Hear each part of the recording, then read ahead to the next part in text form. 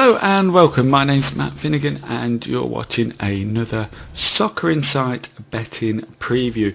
Well, we're looking at this Super Sunday clash here between Aston Villa and Tottenham Hotspur, and it promises to be a fascinating game, and I think one that will provide good opportunities pre-game but also in play as well. So let's have a quick look at the OP index. This is brought to you by Predictor.com. You can see that Villa are 4.55 on the index, Spurs rated at 1.9 and a draw 3.85. Now Villa going into the game unbeaten in the last 3 games, and Spurs, they will need to bounce back from that really shock defeat at home against West Ham. Now they've had a couple of weeks to sort of reflect on that, and I would expect them to probably come out all guns blazing in this game. At the head-to-head here, you can see that Villa just 1 victory in the last 6 matches at Villa Park. Spurs having the lion's share with 3 victories, 2 draws, so they have been dominant on the road at Villa Park. So let's have a look at how that's reflected in the betting exchanges on Betfair. This is an early look at the exchange, and prices could be subject to change, and you'll see that Spurs are just trading slightly less than 11 to 10, 2.1. that is in new money on the exchanges, so they're good value going into the game. So if you do fancy Spurs to collect all 3 points, then you're getting good value against the OP index. The flip side, both Villa and the draw not really offering any value, and that could make it difficult if you want to play with the home side. That the markets are going to be squeezed very, very tightly if you sort of seek it the home side to get a result or even a victory.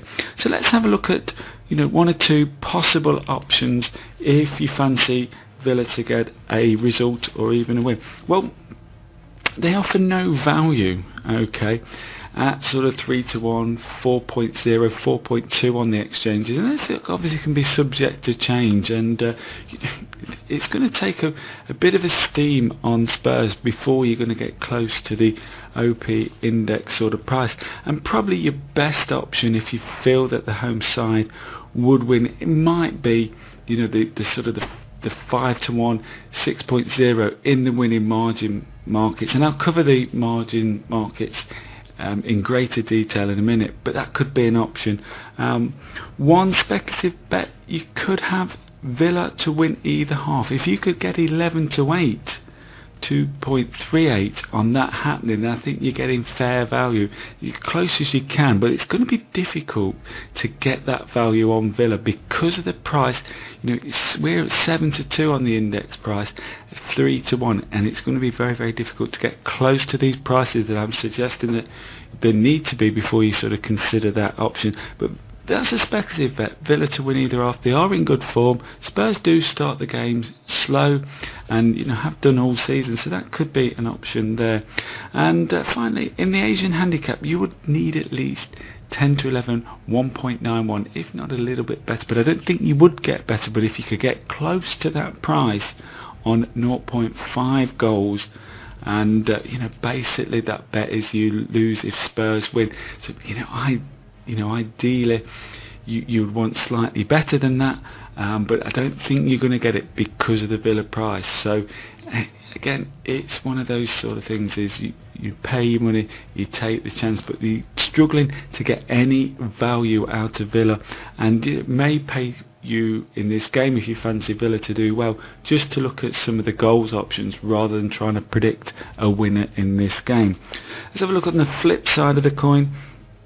Spurs are decent value here. If you fancy them to win, certainly just take the 11 to 10 almost that's on offer with the betting exchanges. You're getting odds against with the bookmakers as well. So it's very, very rare that these days you get value on some of the big teams in the Premier League. Normally the bookmakers won't lead with a chin, and they want to dive under that price, but it's a good value if you want to take that option. Now, speculative bet here is Spurs to win, not to nil, okay, and if you can get 2 to 1 on that 3.0, then you're getting a decent value. It is speculative, and what you're doing is you're eliminating quite a lot of the results out of that, but you're getting that reflected in the price, almost double what they are to win the game. And your thought process here would be, how strongly do you think Villa will score? Personally, I think Villa will score, so that then becomes a live option if you think Spurs are going to win the game, and that can really ramp the price up. You're getting double for that factor, but it is a speculative bet. And finally, the old favourite, and we'll cover the winning margins in a moment or two, and Dutch in 1 or 2 goals, that should pay around 11 to 8, 238 at best prices. It's ramping it up. At the end of the day, I can't see Villa losing by 3 games. And if you want a little bit of better price than 11 to 10, to me might be a little bit greedy. I would just probably take the best price on offer and just to win the game and just sit back and hope that that call is right. But if you want to squeeze a little bit more out of the market, then the Dutch in option 1 or 2 goals is a consideration. So let's have a look at those winning margins and those winning margins options. I've already said that a Villa victory, you might want to sort of consider that at 5 to 1, 6.0. I can't see Spurs, if they lose the game, losing by 2 or more goals, so that certainly comes in the equation. Everything else you can pretty much rule out. 1, 2 or 3 Dutch in goals, it's going to be less than the OP index, so that's not really an option on Aston Villa. You can see Spurs, we're saying that you can get that 11 to 8. I don't think that you should even consider sort of 2 to 3 goals. I don't think that really enters the thought process.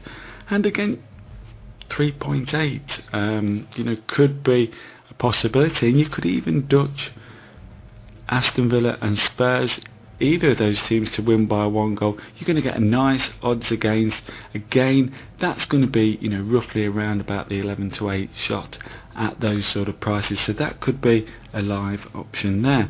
Looking at the unders and overs, well, surprisingly actually in this game, over 2.5 goals is a little bit of value at 195 against the OP index here of 175. But like I've said in many of my previews, is on live TV games, always get a feel for the game. The market is moving in your favour, and you don't have to reveal your hands. At the end of the day, if there's only 1 goal in that first half, then the price at half time on 2.5 goals is roughly going to be around about the SP, probably a little bit bigger. So your thought process is get a feel for the game, and then you're asking the question, is there going to be 2 goals in that first half? So it might be 6 or 7 minutes, and there you can ask that question, because if you don't feel there is going to be 2 goals, you can just sit and wait for the right opportunity to present itself. But there is value in there, and it's only going to get bigger after a few minutes, so just bear